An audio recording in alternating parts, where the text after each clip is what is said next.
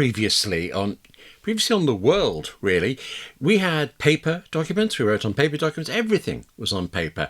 We got really good at making these pieces of paper look excellent, fantastic. And now everything is online. But in between then and now, we got PDF, the portable document format. It was invented by Adobe in 1992. And the aim, as far as I can tell, was to recreate the pieces of paper forever. Whatever software you used to make the pieces of paper on whatever computer, you could now make PDF versions of your writing, your work, and they would then look the same everywhere you sent it to, everybody you sent it to. You think you know that they can't then change it the way they would, say, if you sent them a Microsoft Word document. You think you know that. The world thinks they know that, and the world is wrong, unfortunately. Actually, that might be why contracts get sent around as PDFs now, because we trust them. If you do make documents into PDF, you will see exactly how they can be changed and why you need to be so careful, especially with that thing when you are signing a contract to PDF, being sure that it's what you thought you were signing. Hello, I'm William Gallagher, and this is 58 Keys, which, as ever, as always, is for writers like you and me who use and who write on Macs and iPads and iPhones. Do subscribe or support 58 Keys on Patreon, because there's always so much to talk about, but maybe not quite as ominous as that don't sign a contract thing. It's fine, we'll get there. Today we're talking about PDF, and actually you and I are fortunate on the Mac, because absolutely every single app on the Mac can so easily make a PDF. I should say it doesn't mean it'll necessarily be a good PDF. I mean, you can make them in a thrice, but spend a thrice plus one on checking how the end result looks before you go off to do something else. But here's how you get that end result before you go off to do something else. Choose the File menu. Choose Print, whatever the app is. A dialog box that appears, well, look down there. It's got a quite peculiar PDF button. Peculiar in that, yeah, it's a button, but it's a menu as well. Actually, I cannot think of anywhere else on the Mac that has this kind of split personality. But then I also don't think I care a massive amount, because most of the time you just click the PDF button. Click where it says PDF, not at the edge where the menu is. You'll be asked, where do you want to save this great PDF that you're creating? And it'll then be saved there. Job done. Except, okay, if you do click the drop-down menu, you get some options, and they might be useful. The key ones up at the top start with this one, Open in Preview. Preview being the free app on the Mac, that on every Mac. This option, it just sends the PDF version straight to Preview so that you can check it out without first saving a file that you'll later realise you've clogged up your Mac with, and you haven't tried to remember which file did you want out of the 30 versions you've somehow created by accident. All of that. Save as PDF, well, you've done that one. Save as PostScript. I've never done it, I don't think. I'm never going to, I'm quite sure. PostScript, save to PostScript, it helps with certain types of laser printers. You know, usually the ones from about the 17th century, around then or so. After that bit, though, your mileage may vary. Your menus will differ. What you see depends a little bit on what apps happen to be on your Mac, just a little bit. So, for example, there I've got Send to Scrivener, for instance. And if that were even the tiniest bit more convenient, I might have noticed it before now. Scrivener's a writing app, excellent writing app. It lets you store research right there in your document, kind of next to your own actual writing. I like Scrivener very much. So being able to send something, a PDF, anything at all, whatever it is, send it as a PDF to Scrivener, that's smart. And now I've seen this, talking to you, I'm sure I will do that. Similarly, send in mail. Opens up a new mail message with the PDF attached. But again, just like we're sending to Preview and actually I think to Scrivener, the PDF itself is not saved anywhere on your Mac. It's just chucked at your email. You send it to your email recipient and it's gone, forgotten about. You will definitely also have this edit menu option. It doesn't affect the main options, the ones like save as PDF or open in preview. You can't change those.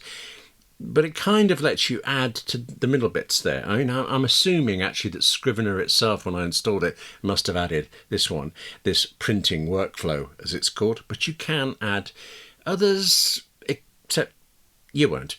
You could click that plus sign there. You could pick an application, and that app will then forever appear in this PDF menu, but it won't do anything. It'll say nothing.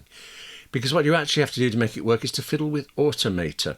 The Mac tool that possibly you've not even heard of, and actually Apple kind of wants you to Apple wants you to forget about Automator. It is a tool for automating things on your Mac. So you can click once on a button and 1,000 things happen in a row. 1,000 things you've decided. Fine. Automator's been almost entirely replaced by shortcuts, which generally are better, generally are easier to use and kind of understand, and especially easier to get to work on things quickly. But lying right there in the almost part of almost entirely replaced is this PDF menu.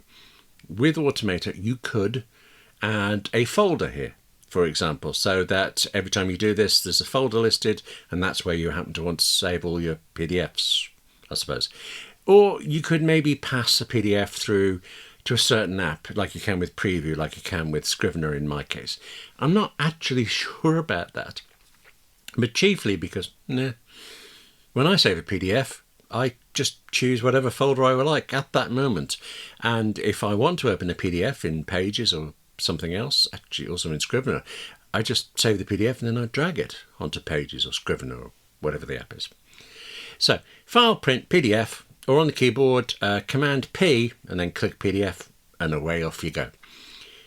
Except many apps have a separate export to PDF option in their file menu, or sometimes it's file export, and then when you go into that, then there's a PDF option. Not all apps have this, I mean far from all, but many do, and this option makes PDFs, just like the print/PDF option does.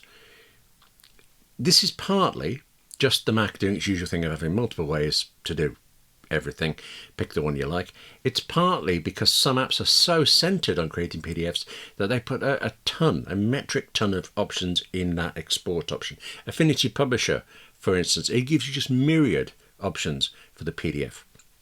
In general, though, print and then PDF will tend to be the better option because it's not just that PDF button, it's not just that drop-down menu, it's the whole print dialog.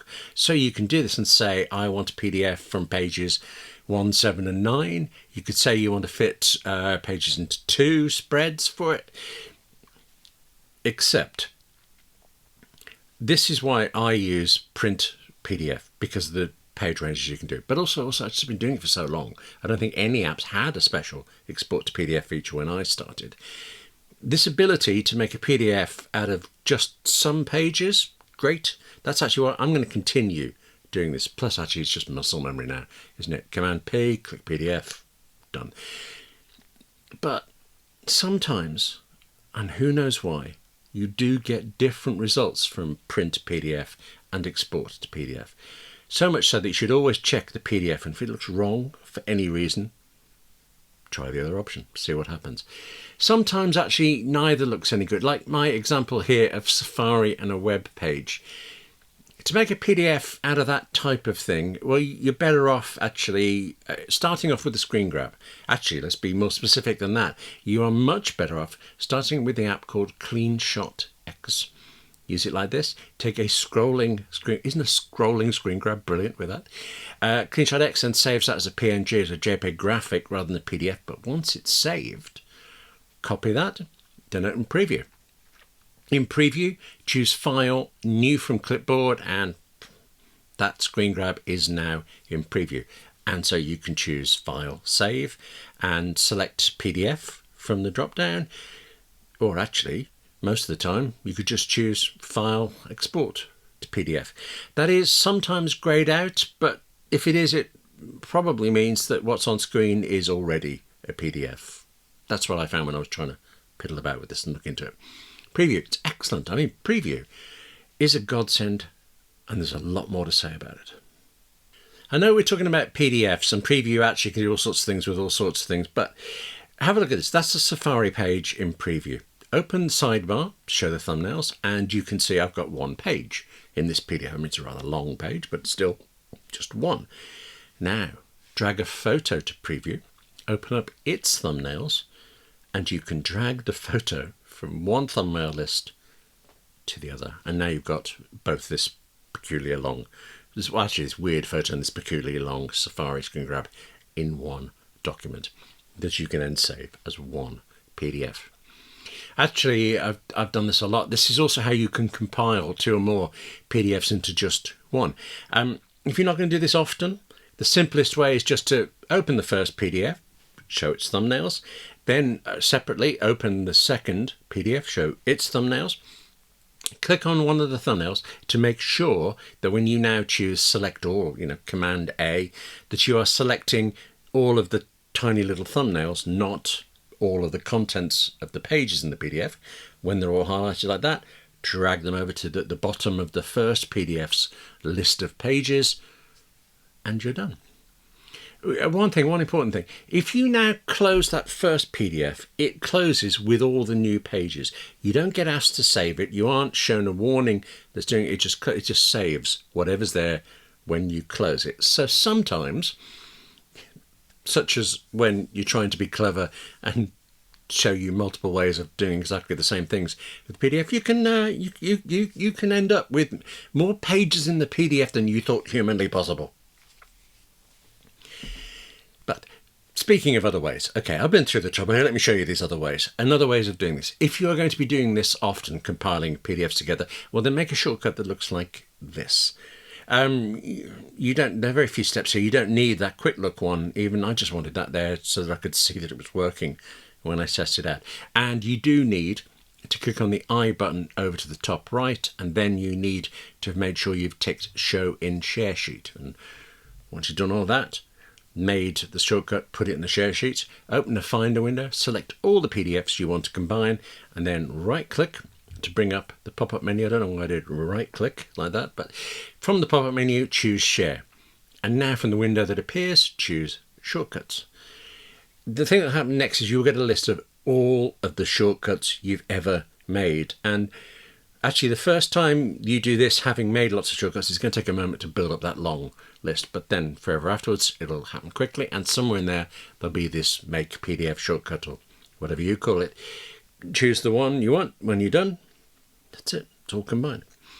One thing, though, if you combine PDFs through a shortcut like this, it will somehow combine them in the order that you selected them in the Finder. So be very careful. Select the first one, Shift select the last one, and then do it. No, I tried doing 1, 6, 5 just to see what happened, and it made a PDF. There was 1, 6, 5.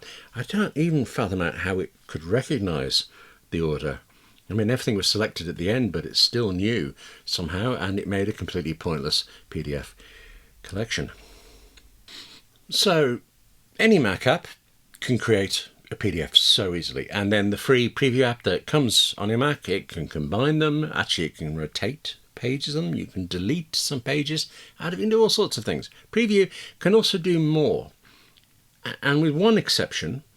Actually, I'm not going to delve into this because I'm rubbish at this bit. You'll figure it out. You'll do it. Yeah, it's markup, right? You can take any PDF and you can draw lines on it. I tried this. My lines were just rubbish. You can write on it. Handwriting was dreadful. You can add a signature that you prepared earlier. For example, here, it's the signature of Alan Forbett. You can call him Al. And you can also annotate with boxes and shapes. And I'm never going to do this, but it could be useful. This is a key one, though, for me. This is the reason why, actually, not only is this useful, but I think there's simply fewer and fewer reasons to buy third-party PDF editors, although there are at least 2 good reasons left, because something changed in Preview back in 2020. Before then, if you wanted to redact something. So I suddenly thought that word's really commonly known in the UK. I don't know if you'll necessarily know. If you don't know it, you don't know it. But various government things went on. Government shenanigans went on here that may or may not, but allegedly have been covered up by this thing called redaction, the removal of things someone doesn't want us to see. Okay. Before 2020, what you could do, and actually what the British government insanely did, was you could use preview or something like it to cover up a key line of text. You could draw a black box over that, and it was rubbish. Because when you do something like that, when you add a box or something like that, you're adding a layer on top of the PDF. You don't actually delete anything under there. So if someone can remove that layer, and they can, you can, I can, we all can, so shockingly easily, then they can read whatever was really there.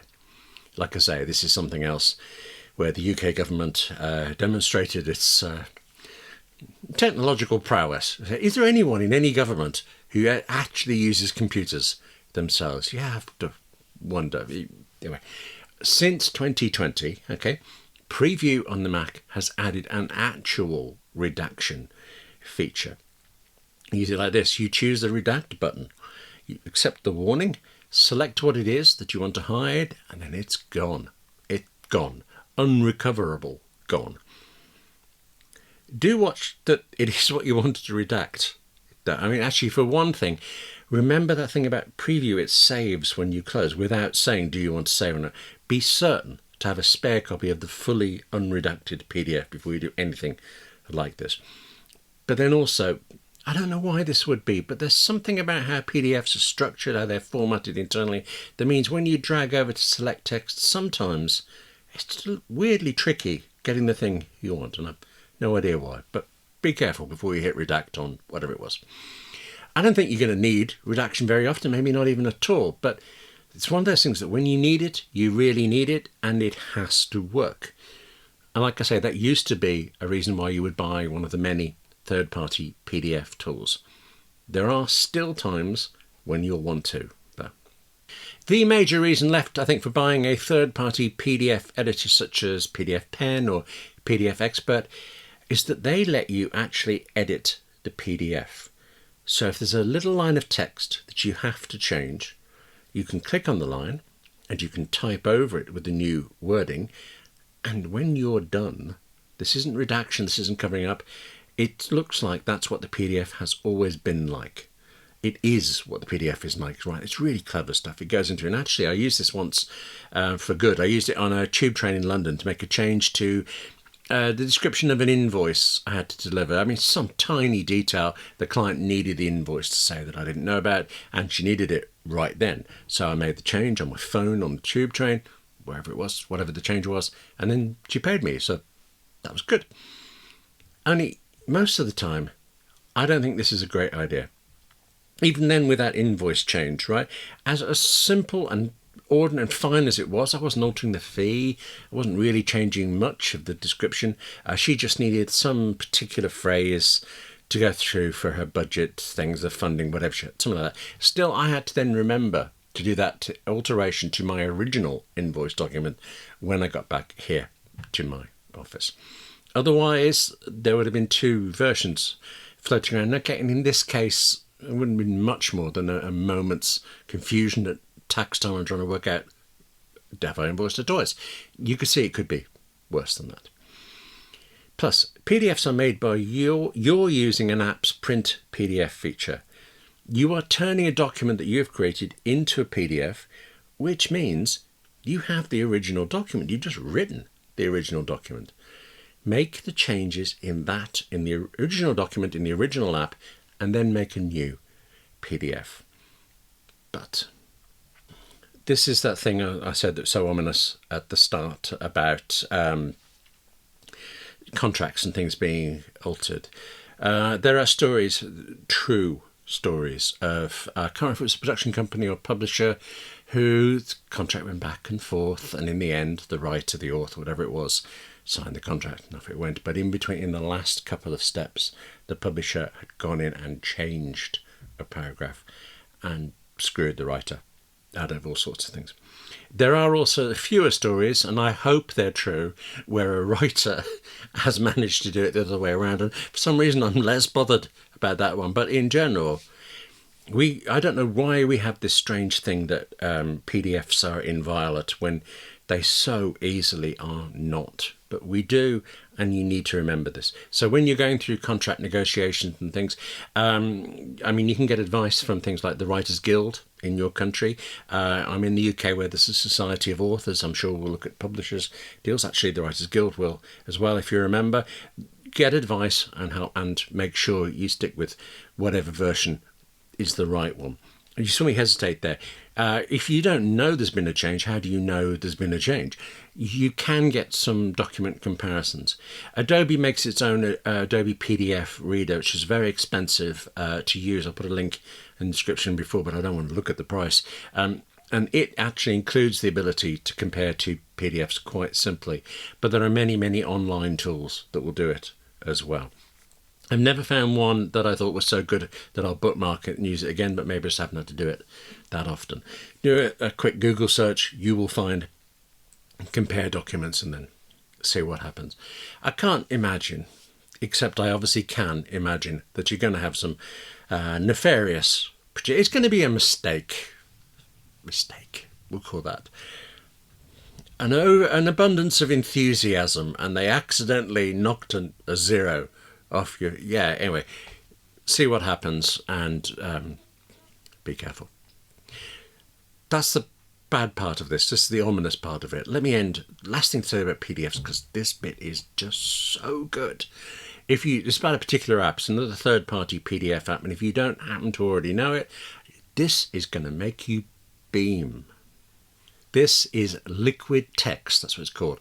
I think it actually works best on an iPad, because there you can do this, look at this, with your fingers. You can squeeze down the bits you're not interested in so that you can see the bits you are. I mean, that alone, you can hear it in my voice, makes me smile.